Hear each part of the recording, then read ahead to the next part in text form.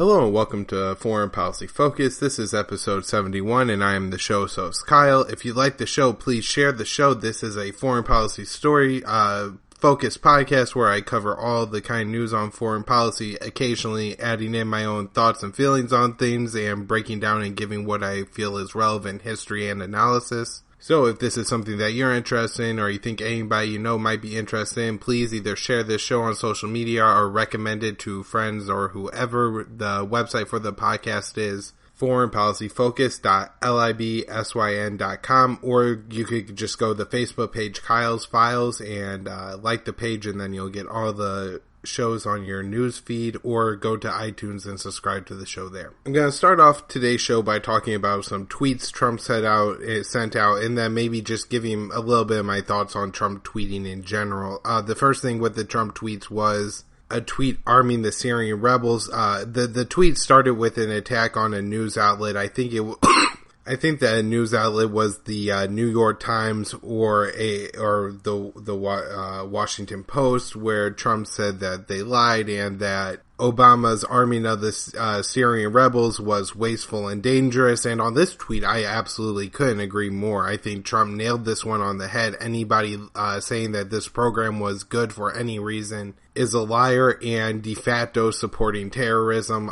What this effectively did, what that CIA program arming Syrian rebels effectively did, was to give tow missiles, other small arms, and possibly man-pads to Al-Qaeda terrorists. Straight up Al-Qaeda terrorists. We're not talking about, just Muslim people who Republicans are scared of because they have brown skin or something like this. We're talking about loyal to Osama bin Laden, gold to destroy and kill Americans kind of terrorists. And this occurred one of two ways. One way was they were just not vetting groups very well, either by willful ignorance or just stupidity, and those weapons went either straight to groups who were linked to Al-Qaeda or straight to groups who were knowingly selling weapons to Al-Qaeda, or the U.S. government was giving weapons to very weak rebel groups. And while this may sound like an appealing policy decision to make, we're going to give weapons to these really good Syrians who are, just really weak because they don't have any weapons.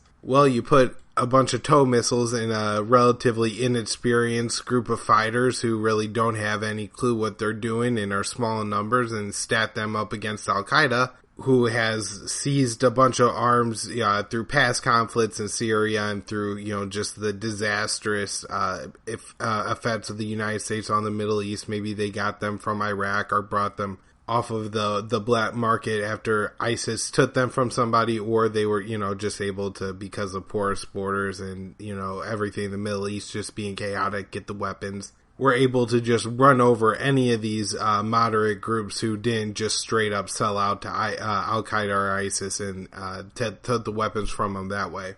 And so when you look at that tweet and you say, was this program dangerous? Absolutely. You had tow missiles, which are missiles that take out tanks, and very effectively as well. I mean, when the Syrian rebels were doing their best, before Russia got involved, and when they were just taking out Syrian tanks all over the place because they had all these tow missiles, and they were also able to take out other positions. And they're just very effective, very powerful, and very destructive weapons. Of course, the Syrian rebels have at least claimed to shoot down a couple jets, and the U.S. had, in Obama's last term, allowed the Syrian rebels to receive man-pads from the United States through Saudi Arabia. And these programs were obviously dangerous. And since the United States was giving weapons that went to our biggest enemy on earth, of course these these programs are absolutely wasteful. Giving weaponry to Al-Qaeda is the exact opposite thing that the United States wants to do. We do not want them to have weapons. The point of all of our military, or at least the stated point of all of our military interventionism,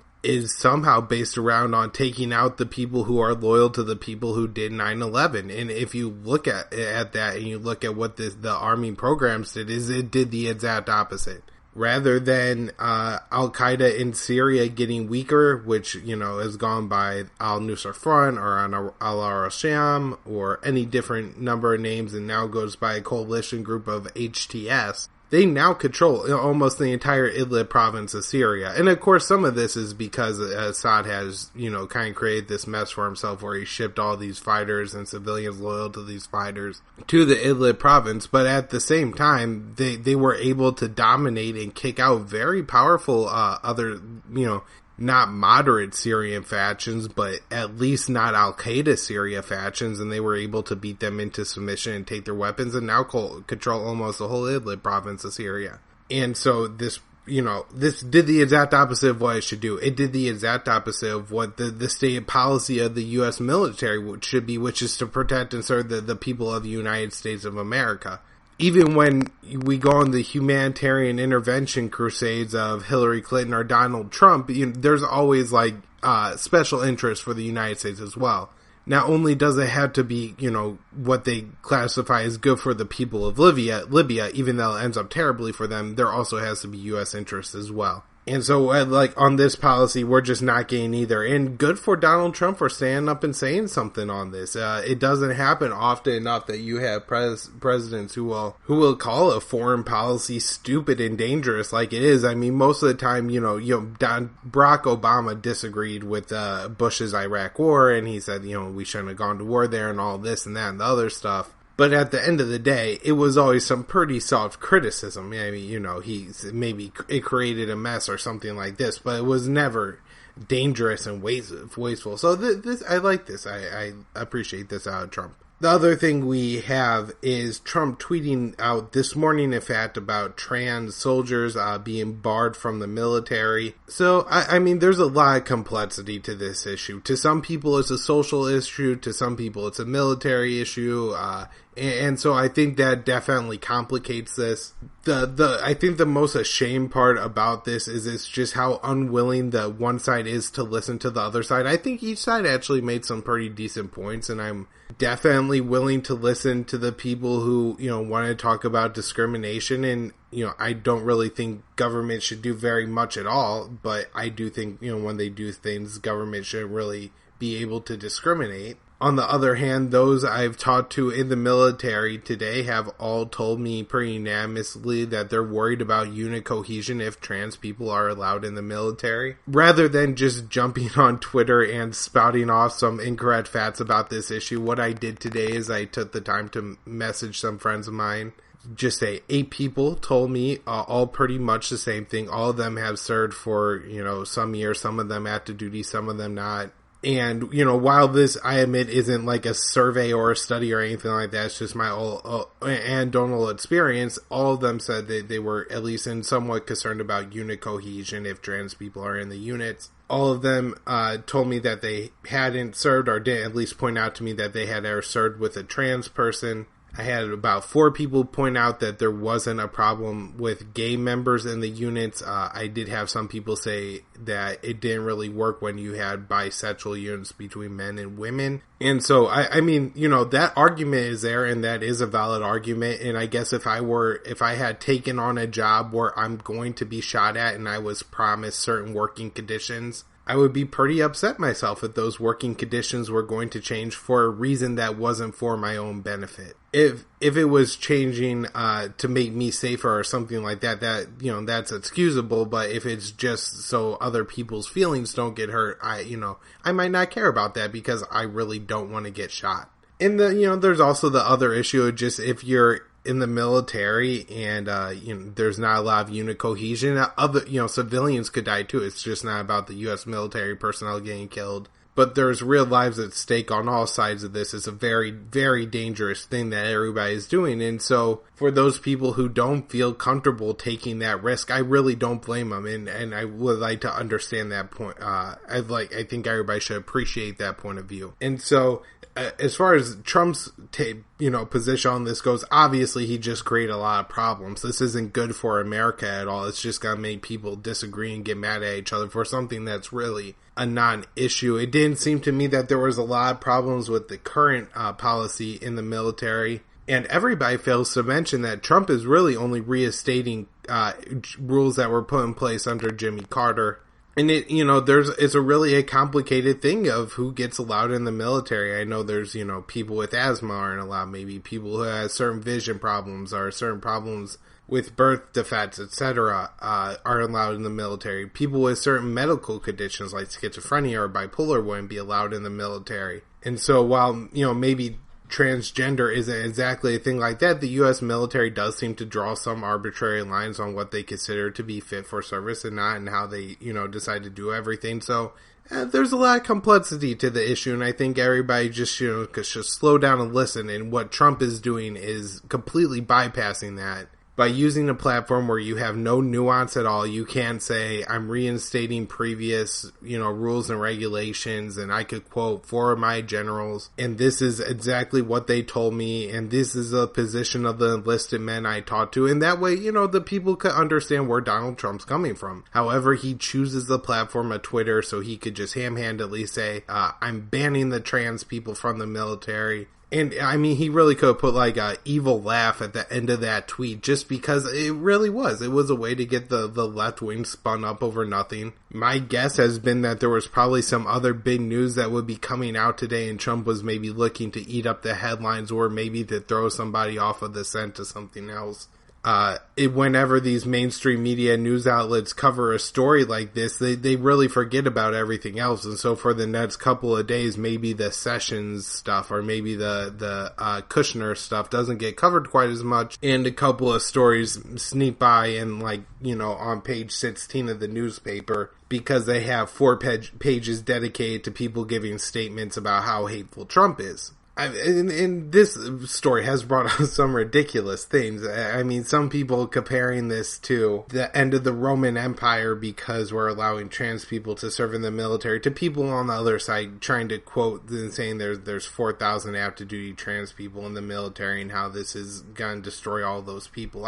Let's be real. This has been a policy in the past, and I can't believe that there's 4,000 trans people in the U.S. military. So overall, Trump's using Twitter, I think, has been on net probably a good thing. It's a much more direct form of communication. Whenever you do the press conferences and press briefings, they end up being an hour long most of the time. No American's going to sit through and watch it, especially because a lot of the questions are really stupid because our journalists suck. But then the questions and the important stories that get asked, when they get covered, they usually get covered in a more partisan way. And so you really never get just the full, quote of, here's what President Trump actually said. This is what he said, and this is how it's horrible, and sounds like something that Hitler said. And I think it's always just important for people to actually get some of the raw data here and just to look at it and say, okay, this is what Donald Trump actually said. This doesn't, have as much of an emotional provocation for me as it does if you read it from Slate whenever they have some, ridiculous other bent in history given on this story and all this other stuff. Let's be honest, the left wing has definitely overplayed their hand a lot of times on this Trump thing. And I think for them, it has discredited them a little bit, and it's made people made it a lot more difficult to have a conversation with people who agree with Trump versus left-wing people. I just think they can't understand the right-wing position anymore because they're constantly reading that the right is just a bunch of Nazis. That being said, Trump's tweets have definitely encouraged this behavior and definitely left the window open for it to happen. Rather than him being able to give a little bit more of a detailed answer to really explain his point, that way when they say, look, Trump's a Nazi, you don't say look, I explained my whole policy right here. Obviously, that's not what's happening right now. But since he does it on Twitter, it really just creates this whole air of, they could take it whatever way they want and run with it however they want.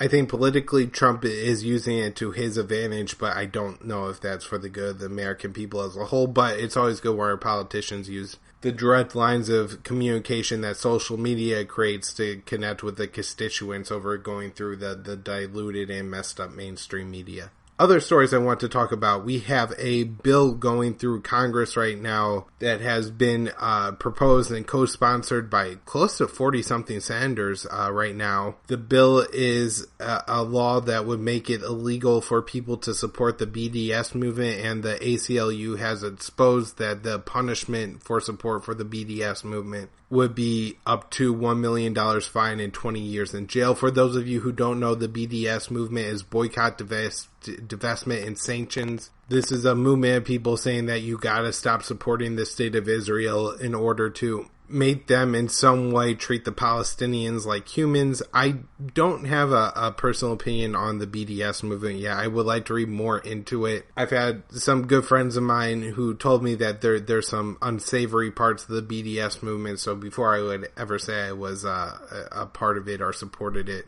I would just like to address those concerns. But the overall, I guess, kind of philosophy of it, that we're not going to support the state of Israel because they don't treat the Palestinians like humans, seems to be a very true statement to me. And so for Congress to be able to say that they're going to ban and jail you for this is absolutely atrocious. Ron Paul speculated that this bill has been really pushed by AIPAC, and that they, just kind of go around to the senators on the floor and say, hey, support this bill, and give pretty little detail on to what's actually in the bill and just make it easy for them to sign on and support it. I was very disappointed to see that Senator Ron Wyden from, I believe, Washington State or maybe Oregon was a co-sponsor of this bill. I guess after the ACLU stuff came out, he said that he's looking into this bill again, and maybe he just didn't read the whole thing and co-sponsor something he didn't read, which is absolutely disgusting. But at least it would be a sign that he's, stopped caring about the First Amendment. He's one of the few senators on the left-wing side that I would give some praise to. I think he's been good on a lot of very important issues, and so hopefully he'll take his name off the sponsorship of that bill. The senators did say they're maybe looking to rework or rewrite the bill, but this is really one of the disturbing things about government. This would have went through had the ACLU not just gotten kind of lucky and stumbled upon this and realized that, hey, this bill is going to make it illegal to support the BDS movement. So good for the ACLU, bad for all the senators who support it. Bipartisan supported bill, awful, atrocious bill, and hopefully it gets shut down, and shows who talk about it support all of them, and all the news outlets who are getting the real information out there. I think The Intercept does a good job on stuff like this. This is what we need to communicate and share. In big fanfare over the weekend, the U.S. commissioned the largest warship, I think, probably in the history of the world, and that is the USS Gerald Ford, the new and 11th aircraft carrier in the U.S. fleet. I don't think that Gerald Ford is shipping out on anything yet, and I don't even know how ready it is for battle or anything. Usually they have to do these things kind of early because they run way behind on how long they say it will take, and way over budget. And so whenever you just get commissioned, probably take some of the pressure off of that, and you can continue to work on the ship and make repairs even though the ship hasn't gone anywhere ever. A way to justify the spending on this issue. Just a reminder to everybody who calls the U.S. military weak, or we need to spend more on the military. This is the United States 11th aircraft carrier. This one is massive. It's like really a floating army base that we could park off the coast anywhere in the world and carry out massive, bombing missions against countries and really do a lot of damage to most countries that I'm sure would be very effective and destructive. And so for the rest of the world, this is probably very scary and a threat. Now the United States has another floating army base they could come park off our coast and kill us with. Just ask maybe the Libyans or the Syrians or, even the North Koreans or something like that way back when. And that most other countries don't have aircraft carriers. I think that the total number of countries that are in any way not in complete agreement with the United States on worldwide views, they altogether have less aircraft carriers than the United States. I want to give a shout out to Barbara Lee and her just long time opposition to war. She was, of course, the one no vote on the 2001 authorization of use of military force. Even Ron Paul voted for that.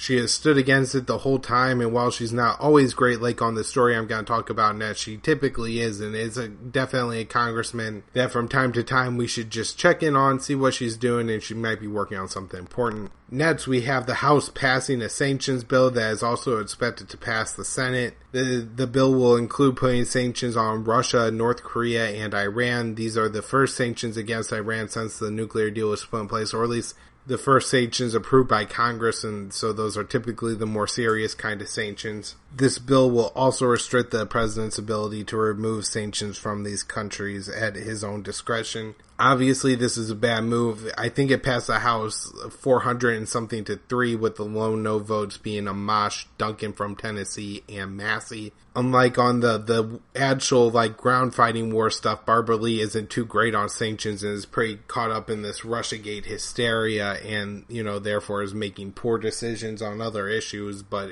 her vote wouldn't have mattered anyways, I guess. The problem with the sanctions bill is that sanctions are an act of war, even though they always are attempted to target the leaders of countries. Typically, they end up just hurting the civilians and making everybody, including the people of the United States, poor. The bill is now headed to the Senate, where it's expected to pass it. However, it's not sure that it will have a veto-proof majority in the Senate, and Trump may veto this bill because of the limitations on his power in the bill. A U.S. Coast Guard ship fired a warning shot at an Iranian ship in the Persian Gulf. Of course, the Persian Gulf is right off the coast of Iran, aka Persia. And so we're on pretty much literally the opposite side of the world right now, and firing warning ships at other people's boats for going too close to ours. Ridiculous, stupid, needs to end. Iran and Iraq signed a deal to work together on military issues, specifically terrorism, but just those two states moving closer together. Again, if you look at, just kind of general U.S. strategy in the Middle East, it's typically to weaken Iran. However, the 16 years or 13 years of intervention in Iran now has led to Iraq having an alliance with the government of Iran. Will Porter reported on some dangerous weapons that could have been used in Mosul. I guess one of the things that was left in a hospital in Mosul was cancer treatment that was some radiation type of drugs or chemo, I think radiation drugs. They contain some radioactive substances that I guess could have been used to manufacture a pretty powerful dirty bomb. And one of those other things that you gotta take into consideration is that if you create too many Syrian rebels by giving them weapons, they may overrun a hospital that has radioactive material in it. Turkey and the EU have some talks that go nowhere. The relationship between Turkey and the EU has really been deteriorating since the coup on July 15th of last year. Several different issues have really separated Turkey and the EU. The big piece that Turkey has to play in this is a bunch of Syrian refugees that they're holding in Turkey and have threatened to let go into Europe if Europe doesn't help out and meet certain Turkish demands. One of the issues between Turkey and the EU is Turkey's treatment of journalists. Right now they're putting 17 journalists on trial that are part of an opposition newspaper. I mean, this seems to just be straight up political corruption that the Turkish government is targeting people who are publishing things that they don't like hearing. We have a ceasefire declared in Libya between the Libyan Unity Government and Libyan National Army. The Libyan Unity Government is the group backed by the United States and UN. The LNA, the Libyan National Army, is run by General Haftar, who is backed by Russia, the UAE. They have agreed to a ceasefire where they're going to try to stop attacking each other and more try to attack terrorist groups. Who knows that this ceasefire will hold? A lot of details on it to come, and I'm hoping to get some answers before the show on Friday. In Israel, we continue to have unrest and protests. The Israelis removed the metal detectors from the Al-Aqsa Mosque, but they put in cameras and railings that the Muslim clerics in Palestine are demanding be removed. The UN said that there needs to be a resolution to this by Friday prayer or more unrest will happen. Hoping for the best here, hoping we could get some kind of resolution, but it's something everybody should keep their eyes on as the story continues to develop. In Afghanistan, we have the Taliban having piles and piles of U.S. weapons. I just read a story today that was really talking about just how in the past 16 years, the Taliban have really accumulated a lot of U.S. weapons, either from the ghost soldier problem, which is when Afghani people will enlist in the military, collect a paycheck, take the rifle with them, and go home, or just by them taking weapons from the Afghani military or U.S. military when they kill soldiers or overrun outposts. The Taliban now controls over 40% of the country, I believe, and is a very powerful fighting force there. I saw a story on CNN that Russia was arming the Taliban. I read the story. There's pretty much no evidence provided at all that Russia was arming the Taliban. I guess a couple videos surfaced of the Taliban using Russian weapons. However, Russian weapons have been very common in this area since the fall of the Soviet Union. There are several ways to get Russian weapons into Afghanistan, including the black market, smuggling, taking them from maybe Iranian people or something like that. And then there's also the possibility that a non-government actor gave them the weapons to stir up some trouble. And we had between 26 and 38 people killed in a suicide bombing by the Taliban in Kabul. Just, again, another big suicide bombing showing the force of the Taliban. In Pakistan, we had a suicide bombing killing 26 people. In Syria, we have, like I said before, HTS controlling most of the Idlib province. And Robert Fisk reporting on a possible alliance between the Syrian Arab Army, Russia, and the Kurds, which they basically have a pact not to attack each other. In Yemen, we have the Yemeni army firing a missile into Saudi Arabia and possibly hitting a power transformer that shut down a Saudi oil refinery for some time. Also, I saw a story today that I just thought was interesting, as they now have what is basically a hydration company Uber type thing, where if you maybe drink too much the night before and have a hangover, you pay $200 and somebody will come to your house and give you a bag full of fluids to rehydrate you and help you to feel better. And man, people in Yemen, can't get their hands on this stuff if they go to the hospital, and most people can't get to the hospital. And I just think it shows really the comparative difference between like what it's like to be the person in Yemen and the person in the United States, where the person in Yemen can't get a bag of fluids to save their life, literally can't get a $1 or $2 bag of just fluids to save their life, and a person in the United States could get it as a luxury because they had too much to drink the night before in their own home. Don't even have to go to the hospital. And people in Yemen, I mean, they may not even have a home. Now, for those of you who know, my political beliefs are more libertarian than left-wing, but I do think that there has to be some moral responsibility on the part of Americans to at least make the life of the people in Yemen not worse. And that is certainly not what we're doing right now. For God's sakes, we're fighting on both sides of the same war in Yemen. It's absolutely insane. So to that end, I mean, the people of the United States need to come up with a clear mission of what they want to do in Yemen and pick a side and say that this side's left's evil and we're supporting it. And that side can't be the side of Al-Qaeda either, which is probably the side the United States would pick.